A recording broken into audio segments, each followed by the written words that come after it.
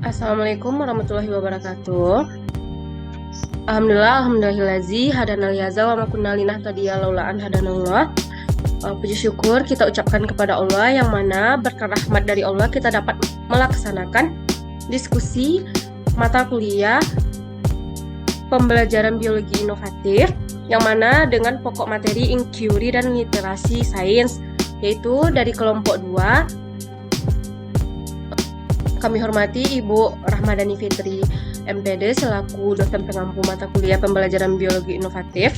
Dan kemudian lanjut saja kepada perkenalan dari rekan-rekan pada kelompok 2. Ada saya sendiri, yaitu Messi Toresti Ibunda, selaku moderator dan penyaji. Kemudian ada ketiga rekan saya, ada Nazla Rosita Putri, Wika Wirya, dan Aulia Yuda Irawan Siregar.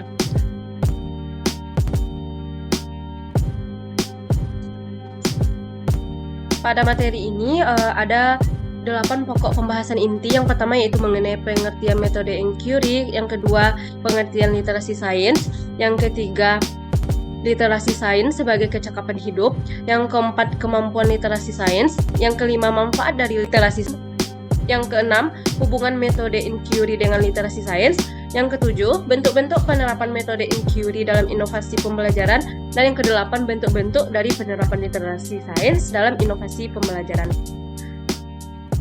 Langsung saja untuk penyampaian materi yang pertama, yaitu dari Nazla. Kepada Nazla, dipersilahkan.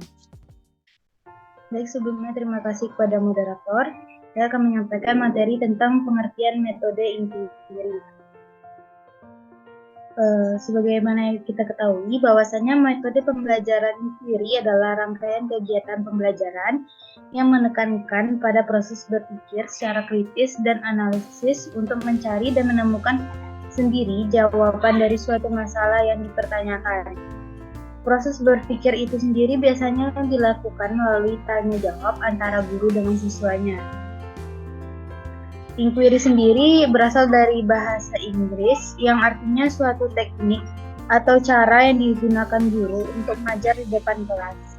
Secara umum, inquiry adalah proses di mana para saintis mengajukan pertanyaan tentang alam dunia dan bagaimana mereka secara sistematis mencari jawabannya.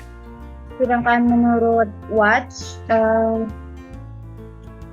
yang mendefinisikan inquiry sebagai proses di mana manusia mencari informasi atau pengertian, maka sering disebut dengan a way of thought. Sedangkan menurut Ide Foster menjelaskan inquiry sebagai model pengajaran di mana guru melibatkan kemampuan berpikir kritis siswa untuk menganalisis dan memecahkan persoalan secara sistematik. Inquiry menentukan kepada aktivitas siswa secara maksimal untuk mencari dan menemukan arti inquiry. Artinya, inquiry itu menemukan siswa sebagai subjek belajar dalam proses pembelajaran. Siswa tidak hanya berperan sebagai penerima pembelajaran melalui penjelasan dari guru secara verbal, tapi mereka berperan untuk menemukan sendiri inti dari materi pembelajaran itu sendiri. Selanjutnya, pengertian literasi sains. Secara umum, menurut OECD dalam Kemendikbud tahun 2017 menyatakan bahwa literasi sains merupakan pengetahuan dan juga kecakapan ilmiah yang mampu melakukan identifikasi pertanyaan, memperoleh pengetahuan baru, menjelaskan fenomena ilmiah, dan juga mengambil simpulan berdasarkan fakta. Memahami karakteristik sains, bagaimana kesadaran sains dan teknologi membentuk lingkungan alam, intelektual, dan budaya, serta kemauan untuk terlibat dan peduli terhadap isu-isu yang terkait sains. Literasi sains juga dapat diartikan melalui sudut pandang bahasa. Literasi sains berasal dari dua kata, yaitu literasi dan sains. Untuk literasi sendiri dapat diartikan sebagai pengetahuan atau keterampilan dalam bidang tertentu, dan kemampuan individu dalam mengelola informasi dan pengetahuan secara kecakapan hidup. Sementara untuk pengertian dari sains merupakan pengetahuan sistematis tentang alam dan juga dunia fisik. Sehingga dari pengertian tersebut dapat ditarik kesimpulan bahwa pengertian dari literasi sains adalah kemampuan seseorang dalam mengelola informasi dan juga pengetahuan tentang alam dan juga dunia fisik. Jadi, literasi sains itu dapat diartikan sebagai kecakapan dan pengetahuan dalam memahami fenomena alam dan sosial di lingkungan sekitar. Kemampuan tersebut mencakup mengambil keputusan yang tepat secara ilmiah agar mencapai kehidupan lebih nyaman, sehat, dan juga lebih baik. Menurut pendapat ahli untuk literasi sains sendiri, dari pendapat C.A. Debord, dia mengatakan bahwa orang yang menggunakan istilah scientific literacy ini yang pertama kali yaitu Paul de Hartford dari Stanford University yang mengatakan bahwa literasi sains adalah memahami sains. Menurut standar pendidikan sains nasional, literasi sains adalah seorang dapat meminta, mencari, dan menentukan jawaban pertanyaan yang berasal dari rasa ingin tahu tentang pengalaman sehari-hari dan aplikasinya bagi kebutuhan masyarakat. Demikian penjelasan materi saya tentang pengertian inquiry dan juga literasi sains.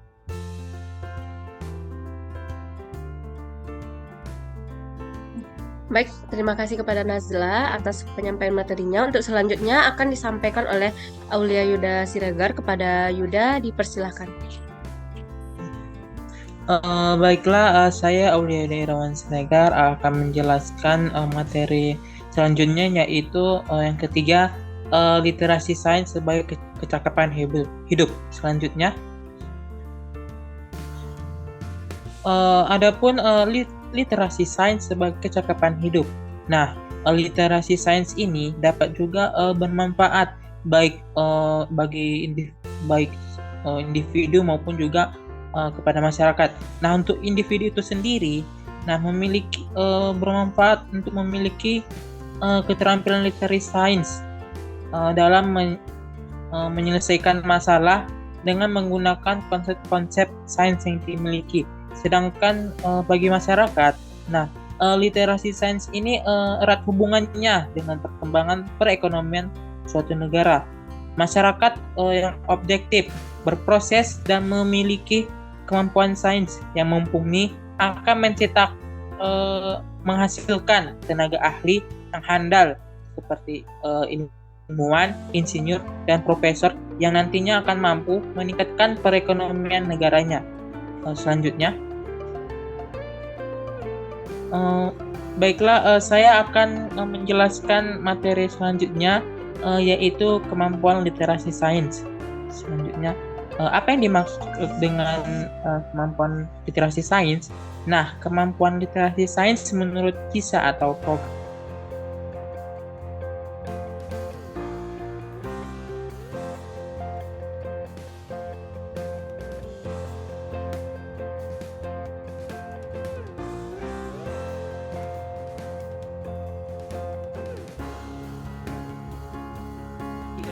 sebagai the capacity of the use scientific knowledge to identify question and to draw evidence-based conclusion in order to understand and help make decision about the natural world and the change made to it through human activity. Nah, dari definisi tersebut, kemampuan literasi sains diartikan sebagai kemampuan seseorang dalam menggunakan pengetahuan sains maupun keterampilan proses ilmiah untuk memahami dan juga membuat keputusan tentang lingkungan alam. Selanjutnya, adapun kemampuan literasi sains ini juga dapat kita artikan juga dengan kemampuan ilmiah suatu individu dalam menggunakan pengetahuan yang dimilikinya pada proses identifikasi masalah, memperoleh pengetahuan baru, menjelaskan fenomena ilmiah, dan juga menarik kesimpulan berdasarkan bukti yang berhubungan dengan isu ilmiah. Demikian pemaparan materi dari saya kembalikan kepada moderator. Terima kasih kepada Yuda atas penyampaian materinya. Untuk selanjutnya akan dilanjutkan penyampaian materi oleh Saudari Wika. Kepada Wika, dipersilahkan. Baik, terima kasih kepada moderator. Selanjutnya saya akan menyampaikan materi tentang manfaat literasi sains.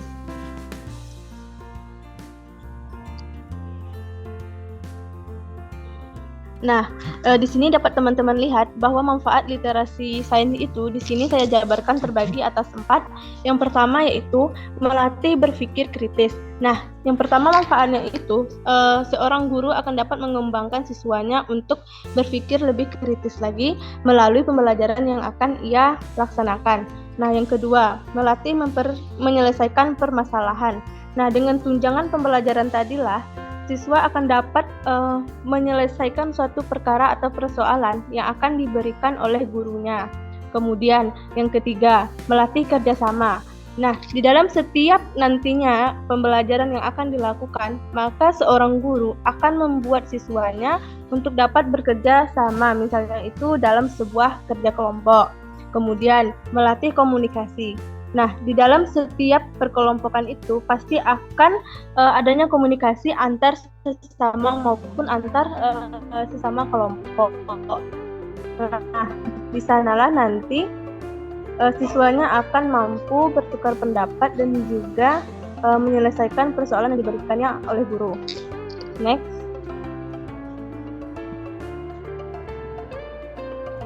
Nah, kemudian materi yang selanjutnya yaitu hubungan metode inquiry dengan literasi sains.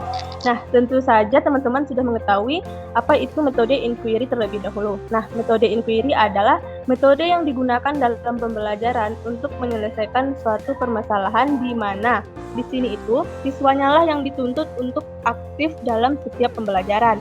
Nah, hubungannya dengan literasi sains adalah yaitu memiliki kaitan di mana mereka itu saling memiliki fungsi dan tujuan yang sama.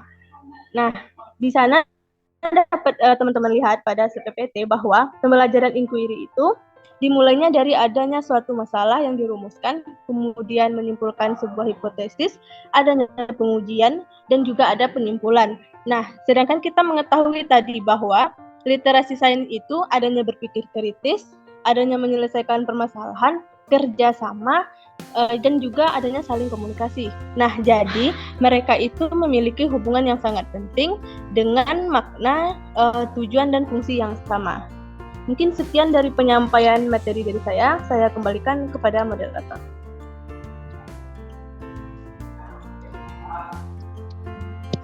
Baik, terima kasih kepada Wika atas penyampaian materinya.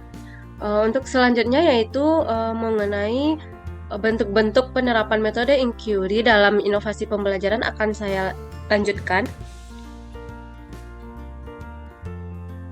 Nah, sebelum kita menerapkan metode inquiry ini, pastilah kita harus mengetahui apa saja sih langkah-langkah dalam penerapan metode inquiry ini, atau juga biasa kita sebut dengan sintak dari metode inquiry. Nah, langkah yang pertama itu adalah langkah orientasi, yang kedua adalah merumuskan masalah, yang ketiga merumuskan hipotesis, keempat mengumpulkan data, yang kelima menguji hipotesis, dan yang keenam merumuskan masalah. Nah, untuk yang pertama yaitu langkah orientasi. Nah, langkah orientasi ini, yang pertama yaitu langkah orientasi. Nah, langkah orientasi ini adalah proses untuk persiapan mengamati atau memberikan simulasi atau rangsangan kepada peserta didik, baik itu dalam bentuk gambar, dalam bentuk video, dalam bentuk bagan, dan lain sebagainya. Nah, untuk yang kedua yaitu merumuskan masalah. Nah, pada saat merumuskan masalah ini adalah dilakukan suatu proses identifikasi masalah untuk dapat menemukan suatu masalah yang akan kita telaah secara bersama-sama dalam proses pembelajaran yang akan dilakukan. Untuk yang ketiga yaitu merumuskan hipotesis. Nah, pada bagian merumuskan hipotesis ini adalah dilakukan proses perumusan jawaban sementara oleh siswa terhadap masalah-masalah yang dikemukakan oleh siswa pada sebelumnya untuk dapat lanjut kepada tahap pembuktian. Nah, disinilah pada tahap yang keempat yaitu mengumpulkan data atau tahap pembuktian, yang mana di sini nanti siswa akan berkolaborasi baik secara individu atau berkelompok untuk mencari berbagai informasi mengenai masalah atau hipotesis yang telah diajukan sebelumnya. Nah, yang selanjutnya yaitu menguji hipotesis. Pada bagian ini, setelah siswa mengumpulkan data dengan cara berdiskusi atau berkolaborasi satu sama lain, di sini nantinya akan dilakukan penampilan dari hasil diskusi dari peserta didik itu untuk dapat diuji apakah jawaban yang sudah didapatkan itu sesuai dengan apa yang telah didapatkan siswa pada saat melakukan pencarian materi baik dalam cara literasi, wawancara, dan lain sebagainya. Dan yang keenam yaitu merumuskan kesimpulan. Pada bagian ini, merumuskan kesimpulan adalah bagian untuk meluruskan miskonsepsi dari siswa oleh guru terhadap masalah atau materi yang dibahas agar timbulnya keterpahaman kepada siswa. Nah, contoh dari penerapan dalam pembelajaran dengan metode inquiry ini dapat dilihat pada set PPT, yaitu pada saat pembelajaran materi virus, pertama yaitu tahap orientasi. Nah, untuk tahap orientasi ini, guru dapat menampilkan gambar mengenai suatu penyakit tertentu dan menanyakan kepada peserta didik penyakit apa yang ada pada gambar tersebut. Nah, misalnya guru dapat menanyakan penyakit apakah yang terjadi pada gambar, nanti siswa akan mengamati kedua gambar yang akan ditampilkan guru. Nah, untuk selanjutnya yaitu rumusan masalah. Pada saat ini, seperti yang sudah disampaikan tadi, bahwa tahap ini adalah langkah untuk membawa siswa pada suatu persoalan atau suatu permasalahan agar dapat timbulnya rumusan masalah. Nah, contohnya yaitu menurut Ananda, penyakit flu itu disebabkan oleh apa? Dan apakah yang dimaksud dengan virus? Nah, rumusan masalah ini dapat diberikan oleh guru atau dapat juga siswa yang mengajukannya. Nah, yang ketiga yaitu merumuskan hipotesis. Contohnya yaitu apa sajakah ciri-ciri dari virus, dan virus memiliki bentuk yang bermacam-macam. Apa sajakah bentuk dari virus itu? Nah, pada saat ini seperti yang sudah disampaikan tadi bahwa tahap hipotesis ini adalah tahap untuk menemukan dugaan sementara oleh siswa terhadap masalah sebelumnya. Nah, selanjutnya yaitu mengumpulkan data, yang mana siswa akan dibagi menjadi kelompok diskusi, kemudian siswa akan berdiskusi mengenai ciri-ciri virus dan bentuk-bentuk dari virus dari berbagai literasi yang ada. Nah, kemudian ada tahap menguji hipotesis, yaitu setiap kelompok akan menyampaikan hasil diskusi, dan tahap terakhir merumuskan kesimpulan, yaitu guru akan meluruskan miskonsepsi atau pemecahan masalah yang perlu dipecahkan oleh guru agar siswa lebih paham pada topik yang dibahas. Nah, untuk selanjutnya yaitu bentuk-bentuk penerapan dari literasi sains dalam inovasi pembelajaran. Nah, ada hal yang paling pokok dalam pengembangan literasi sains, yaitu yang pertama, bagaimana pengetahuan siswa tentang sains dan bagaimana itu proses dari sains. Kemudian, pengembangan dari sikap ilmiah dan pemahaman peserta didik terhadap sains. Nah, dalam keempat hal pokok ini nantinya peserta didik bukan hanya tahu konsep sains, melainkan juga dapat menerapkan kemampuan sains dalam memecahkan berbagai permasalahan dan mengambil keputusan berdasarkan pertimbangan-pertimbangan sains. Nah, seperti yang sebelumnya, sebelum penerapannya juga terdapat langkah-langkah dari pembelajaran dari literasi sains ini yang diadopsi dari proyek Chemie in Context atau CIC yang disesuaikan dengan kriteria pembelajaran berbasis literasi sains Holbrook. Yang pertama yaitu ada tahap kontak atau contact phase, yaitu tahap untuk mengemukakan isu atau masalah yang terjadi di sekitar siswa. Nah, yang kedua ada tahap curiosity atau curiosity phase, yaitu tahap mengemukakan permasalahan menjadi suatu pertanyaan. Nah, yang ketiga itu ada tahap elaborasi atau elaboration phase, yaitu tahap untuk berdiskusi atau untuk memantapkan konsep dan menjawab pertanyaan sebelumnya. Nah, yang keempat ada tahap pengambilan keputusan atau decision making phase, yaitu tahap pengambilan keputusan dari permasalahan yang muncul pada sebelumnya. Nah, yang kelima ada tahap nexus, yaitu proses pengambilan intisari dari materi yang dipelajari. Dan yang keenam ada tahap penilaian atau assessment phase, yaitu tahap untuk menilai pembelajaran secara keseluruhan, baik itu dari konten, proses, konteks, aplikasi, dan sikap sains siswa. Nah, bentuk-bentuk dari penerapan literasi sains itu ada 4. Yang pertama contohnya yaitu pembelajaran sains berbasis permasalahan. Nah, pada saat ini terjadi pemecahan permasalahan yang muncul melalui buku pelajaran secara berkelompok. Yang kedua yaitu pembelajaran sains berbasis proyek dengan menghasilkan laporan. Nah, pada penerapan ini adalah berupa suatu pengamatan melalui fenomena alam, eksperimen di rumah, observasi lingkungan sekitar dengan hasilnya nantinya dalam bentuk sebuah laporan. Yang ketiga ada pembelajaran sains berbasis proyek yang menghasilkan produk inovasi. Nah, pada penerapan ini adalah siswa akan membuat produk dengan tahapan literasi sains atau sesuai dengan langkah kerja ilmiah. Dan yang keempat yaitu pembelajaran non-sains yang melibatkan unsur literasi sains, yang mana pada saat ini terjadi dalam mata pelajaran non-sains yang dilaksanakan dengan menggunakan metode ilmiah. Nah, penerapan dari literasi sains itu juga sejalan dengan 4 pilar pendidikan yang dikemukakan oleh UNESCO, yaitu yang pertama ada learning to know atau mencari pengetahuan melalui pengalaman untuk memicu sikap kritis dan semangat belajar. Yang kedua yaitu learning to do atau berupa hard skill dan soft skill sebagai proses penyiapan SDM yang berkualitas, tangguh, dan terampil. Yang ketiga learning to be yaitu menjadi pribadi yang mandiri dan dapat mewujudkan impian. Dan yang keempat yaitu learning to live together, yang mana di sini adalah agar siswa dapat mampu hidup bersama walaupun dengan beragam etnis dan budaya yang ada. Nah, itulah pemaparan materi dari kelompok 2. Saya sebagai moderator memohon maaf atas banyaknya kesalahan dan terima kasih atas segala perhatian. Assalamualaikum warahmatullahi wabarakatuh. Strawberry on my lips.